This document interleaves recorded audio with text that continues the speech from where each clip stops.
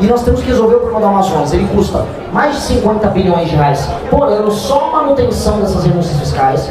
E não faz nenhum sentido, para manter uma população na zona metropolitana de Manaus de 2 milhões e meio de habitantes, você gastar mais do que o orçamento de grandes cidades brasileiras. Aqui, né?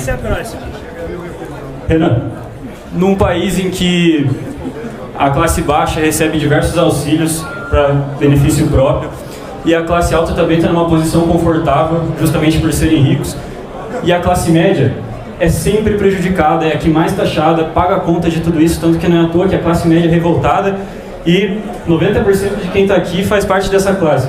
Qual que é a sua visão para a classe média brasileira, principalmente quando se trata de poder de compra? Boa pergunta. Vamos lá. A classe média é quem paga a conta, é a mais taxada, é a que está perdendo o direito de comprar uma casa, é a que já não consegue comprar um carro, é a que não consegue contratar um contador para fazer planejamento financeiro, planejamento contábil para escapar. A classe média é a Geni. Onde está o principal problema dela? Ela é incapaz de se organizar e colocar lideranças certas para defendê-la. A classe média, por excelência, está votando nos grandes idiotas que enrolam ela e fazem ela perder tempo discutindo. Olha a hipocrisia da esquerda. A classe média está iludida com o Flávio Bolsonaro. E a classe média não entende que ela será o burro de carga do próprio Flávio Bolsonaro, como foi de toda a família Bolsonaro ao longo de todos esses anos. A classe média não tem consciência de si e dos problemas, infelizmente. E a gente vai aproveitar para dizer, o recado é claro, vamos despertar a classe média, mas ela tem que ter prioridades. A revisão do Pacto Federativo é a revisão dos direitos da classe média. Os estados que são mais punidos pelo Pacto Federativo são os estados que têm classe média. No Maranhão tem multimilionário, no Piauí tem multimilionário, o que não tem lá é classe média, enquanto tem é no funcionalismo público. Classe média orgânica que trabalha no setor privado, não tem. Então os estados precisam se sentir representados no Pacto Federativo, a gente vai precisar rever ele, a gente vai precisar diminuir as taxações, a gente vai precisar tirar a renúncia fiscal no topo de grandes empresas inúteis, vamos precisar rever a Zona Franca de Manaus e vamos passar o pente fino nos benefícios dos auxílios que estão rodando por aí, em que pessoas só chegam no CRAS, apresentam um RG, tiram um benefício e estão vivendo do dinheiro do trabalho de outras pessoas que estão ralando ao redor do Brasil. Isto é errado. Cidades que têm mais de 30% das pessoas vivendo de benefício, quando um homem ou uma mulher saudável, jovem, de 25, 27, 30 anos, aparecer no CRAS, me dá meu Bolsa Família, o que nós vamos oferecer no governo? Tá aqui, preenche o formulário, você vai poder participar das nossas frentes de trabalho e vai ganhar até um pouco mais, mas você vai honrar o suor de outros brasileiros que estão pagando essa conta. E não mais receber um dinheiro, faz um bico às vezes e larga a mão disso. Isso tem que acabar. Isso é respeitar. Isso é respeitar, por exemplo, pegando os penduricalhos do judiciário e acabando com eles. Super salário de juiz acabando com eles. Mamata dos partidos políticos. Mamata das emendas. Esse enfrentamento tem que fazer a classe média entender. Ok, isso é justo. Porque do jeito que tá, não é justo e não tá valendo a pena. Tanto que quem tá indo embora do Brasil é a classe média. O topo tá ficando porque tá valendo a pena. Pra classe média não tá. É isso. É sobre o sistema tributário brasileiro. O sistema tributário brasileiro é extremamente regressivo. A reforma que foi feita uma simples simplificação dos tributos sobre consumo. Sistemas regressivos aumentam a desigualdade social. Isso é um fato. E qual que é a sua proposta nesse sentido? De uma reforma que deixe o nosso sistema tributário deixe ele progressivo para poder realmente ocorrer uma melhor redistribuição de rendas. Vamos lá, começando sobre essa questão da taxação via IPVA, ou quer dizer, melhor, a renúncia fiscal que existe para as locadoras. É isso basicamente que banca aquela empresa Localiza, que eles são uma locadora, mas no fundo eles são vendedores de carro e eles aproveitam desse benefício fiscal. Isso faz parte do fim dos benefícios fiscais que está na proposta que a gente apresentou pelo Kim Kataguiri. Esse tipo de benefício fiscal que ajuda uma ou outra empresa a existir para além do objetivo social dela, que é ser uma locadora, isso tem que acabar. Como muitas outras empresas no Brasil vivem de brechas jurídicas e fiscais. A questão deficiente, se for pegar, porque assim, eu sei que tem categorias novas de deficiente que também estão levando benefício e que não merecem. Agora eu soube que você tem até acho que para autista agora você tem benefício. Aí tem pessoas que não são autistas, mas sim, mas olha só, é uma coisa específica de uma pessoa que precisa, a pessoa para dirigir tem dificuldade. Mantenha-se. Agora, a renúncia fiscal dessas empresas locadoras vão ser retiradas. 2, o sistema é regressivo, ele é um problema.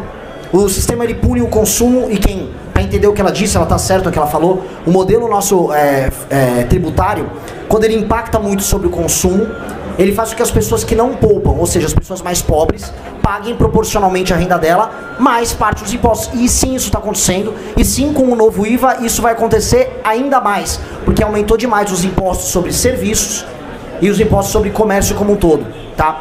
Como resolver isso? Aí eu tenho que voltar para a parte anterior, é voltar para a parte fiscal. As alíquotas são altas porque o Estado é caro. E a gente vai precisar fazer uma reforma fiscal que ataque esse tema. E a nossa reforma fiscal, graças a Deus, ela já foi protocolada. É a reforma que o Kim colocou, uma reforma muito agressiva, que vai poupar de 250 a 300 bilhões por ano. E aí vai permitir que a gente reduza os juros. E aí o poder de compra, voltando para o rapaz que perguntou da classe média, o poder de compra da classe média volta. E isso é importante. Obrigado. A minha pergunta é para o Renan. Ele falou que no primeiro dia dele como presidente ele ia colocar interventores de alguns estados. Sai do lado da caixa. Estado de defesa. Ia acionar o estado de defesa, né? E ia colocar alguns interventores em alguns estados para poder conseguir arrumar o estado, né? Só que muito provavelmente alguns governadores vão entrar na justiça, no STF, para poder barrar isso daí. Eu queria saber como que você pretende lutar contra isso, né? Porque provavelmente o STF vai acatar alguma ordem de algum governador e eu queria saber como é que você vai agir em relação a isso. Vamos lá, de maneira clara. Eu falei que eu vou, no primeiro dia do mandato, colocar e vou circunscrever as áreas tomadas pelo crime em estado de defesa. Se um governador não colaborar no combate ao crime, esse governador, ele não está colaborando, logo, afastado. Porque estamos em estado de defesa. Por exemplo, se o governador do Ceará fala, não, a polícia do Ceará não vai atuar junto com as Forças Armadas para tirar o Comando Vermelho da cidade de Santa Quitéria, para tirar o Comando Vermelho da periferia de Fortaleza, ele está em desobediência. Ele terá que colaborar. E aí nós vamos tomar as medidas para afastar ele e colocar um interventor, que é o caso, ou entrar o vice, aí vamos tomar decisão. Posteriormente, aí nós vamos passar uma reforma administrativa que versa também sobre municípios, mexendo nos artigos 34, 35 e 36 da Constituição, que aí vai versar sobre instrumentos que permitem uma intervenção no Estado quando as políticas sociais e econômicas não estão sendo levadas a cabo, ou no Estado ou no município. E aí isso dá base para você fazer intervenções em estados e municípios quando há casos que, por exemplo, sei lá, o prefeito não faz nada durante 4 anos e está comprando voto da galera. Opa, está em descumprimento, caso está grave, coloca o interventor. Como muitos casos estão acontecendo agora no Maranhão, Piauí, e a gente está trazendo luz. Esse é o ponto.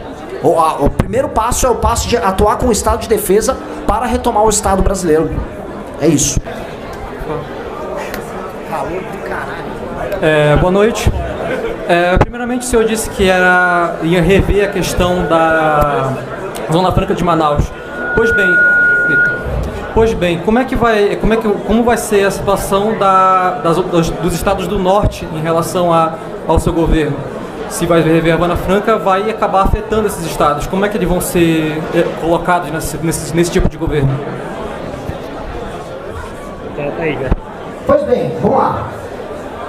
O Amazonas, porque assim, eu não vou colocar no mesmo balaio os estados do norte. O Pará tem uma economia com alguma complexidade envolvendo agro. Belém é uma zona metropolitana própria. Rondônia hoje é um estado que está crescendo muito bem por conta da agricultura. Roraima está cheio de problemas fronteiriços. Amapá hoje é um parque da corrupção. Não tem muito a ver. É um parque da corrupção. Mas é um parque da corrupção, infelizmente. O Amapá precisa voltar a ser um território. A representação política do Amapá é uma... Bom, o presidente do Senado brasileiro é do Amapá. Nós não podemos ser governados por um cara como ele. E ele está lá defendendo o Banco Master. O Amapá não tem população para ter 3 senadores e 8 deputados federais. O Amapá não está se sustentando. E o Acre, numa situação não tão ruim quanto o Amapá, mas similar. Pois bem, vamos focar. Esse é um problema do Amazonas, basicamente. E nós temos que resolver o problema do Amazonas. Ele custa mais de 50 bilhões de reais por ano, só a manutenção dessas renúncias fiscais. E não faz nenhum sentido, para manter uma população na zona metropolitana de Manaus de 2 milhões e meio de habitantes, você gastar mais do que um orçamento de grandes cidades brasileiras. Isso não fecha a conta. Fora o lobby dessas empresas. Vocês sabiam que vários produtos que foram taxados agora pela Haddad, eletrônicos, foram alvo do lobby dos deputados do Amazonas que não querem afetar a Zona Franca? Pois bem, eu não estou falando assim que aquelas pessoas que foram levadas por um projeto de décadas para ir morar lá, serem abandonadas. No livro amarelo a gente propõe uma substituição de modelo. Não assim, ó, acabou. Vamos substituir. Vamos montar um polo farmacêutico naquela região e vamos fazer essa transição. Terá que fazer uma transição, porque está custando muito para os outros. Não vale a pena a gente jogar todo aquele peso para os outros. É injusto. É injusto para uma pessoa, para um entregador aqui de Curitiba, pagar um celular mais caro, ou pagar por uma televisão mais cara, ou um produto de linha branca, ou a moto dele. Simplesmente porque tem um lobby lá. Quem está pagando é o motoboy. O lobby, e esse lobby é controlado por empresários dos mais diversos, com inúmeras distorções tributárias. Malandragem, me mostrou outro dia uma malandragem da Coca-Cola, nem sei se foi, não. A Coca-Cola montou uma fábrica de xarope lá, só para emitir nota. Pô, isso é errado. A gente tem que ser justo com isso, essa distorção tem que acabar. Boa noite.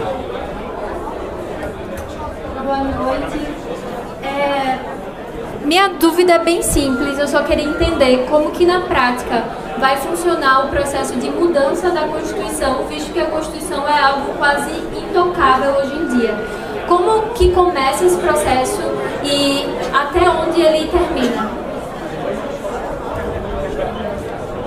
Olha só, na verdade a Constituição não é intocada. O problema da nossa Constituição é que, como tudo está na Constituição, ela é toda emendada. Na verdade, todo governo, todo ano tem que fazer uma PEC. Ela é toda emendada. Ela já é remendada por conta desse problema. Você tem algumas coisas que são cláusulas pétreas. Aí você precisaria, vamos dizer, abrir um referendo, aí é outra coisa. Agora, tirando que é cláusula pétrea, o que a gente desconstitucionalizar já melhora muito. Relações de trabalho, o que a gente puder desconstitucionalizar. Temas federativos, o que a gente puder desconstitucionalizar. Temas tributários, tem categoria que querem colocar, salário de categoria que querem colocar na Constituição. Tira tudo. Isso não é matéria constitucional. Então o esvaziamento de boa parte da matéria constitucional tem que ser feito e faz por PEC. E dá para fazer por PEC porque é basicamente o que todo mundo está fazendo há anos. Então nós vamos precisar fazer isso. Porque hoje a Constituição brasileira, ela precisa ser entendida, ela é um entrave no desenvolvimento.